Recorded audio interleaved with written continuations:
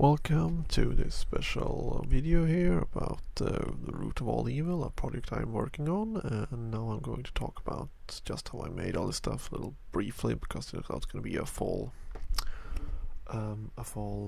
tutorial on all this, because I did a lot of stuff in a very short time, so I didn't remember to turn on the camera all the time. But I'm just going to take these old garbage pickers and put them together and place a skull here on it. I have a tutorial for the skull also, so that's how it works. And then I'm just going to build up the rough shape of the body from there, because we're going to cover that with a branch later on. This is actually a pantyhose, just to flatten everything out and just see where I can make it thicker so it has a consistent thickness all over it. And then we're gonna make branches by just making it out of EVA foam of this kind. You can actually take like real branches, but well, it's winter here, so it's kind of a pain to go out in the forest. And so just gonna roughly cut them and it's gonna shape them a little bit. So you see you have different branches here that has been broken off. So just gonna glue on them, and if you look at a tree, it's actually a fractal shape. So keep that in mind when you build that, because it will actually look like a tree. This is very much the key of making trees. Like, be sure that they have this fractal thing going on all over it, because that's one of nature's interesting things that I can go on for forever. But just gonna make a little interesting texture though, with a little glue gun here. And now we're gonna take some buckets, and I'm just gonna cut them up in like 4 or 5 rings, so it will be consistently thick all over it. And I'm gonna take some EVA foam to keep them in shape, because they are not holding the shape. And that you see, they will shape it, and then I will take my old tree I've made like a year ago. And I also have a little quick tutorial on how to make the bark, which you can check out if you're interested. And so I'm just gonna paint it with like black and some grey, and with I highlights with grey because it looks like more natural, and also doesn't pop out as much.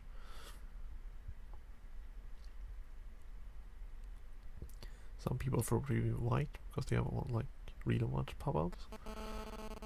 So this is one of the monsters I made here, and I'm also gonna have a shot with a weld, which I was taking broken off this styrofoam.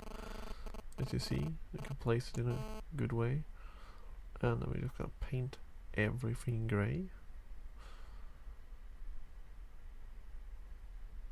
And to make it a little bit rocky, you can also highlight that with white, which I did, but it was so hard to shoot inside that barrel without my head being in the way, so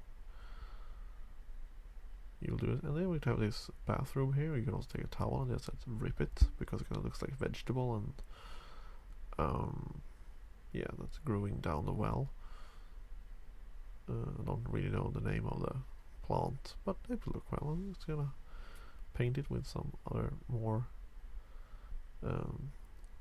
bright green color, because it's very dark in it, so it will just show a little bit, because we're about to show it at all. But when you work in dark spaces, it's actually very important to have very, very bright colors on things. So if you have like some kind of details popping up, like here you see the shot, it's in the barrel. And now we're gonna make another effect here, which is like branches coming out of the box, which I also made a video of. So just gonna put them on. This is actually for baking, so the silicone doesn't stick to it, so you're just gonna rip it off afterwards, which you have to do this like 4 or 5 times. Depends on it, but also think about the fractile motion of the whole of the roots, which is the branch. And I'm just gonna paint them black. If you paint them like one time, they will be a little bit translucent. And I'm just gonna take this oversized keyhole I made out of cardboard and waxed cloth and just paint it. And there we have the finished product of it.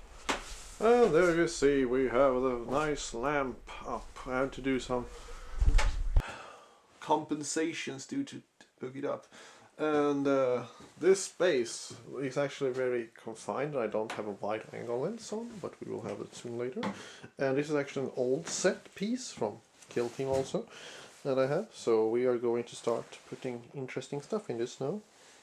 So here is the set now put up as good as I can.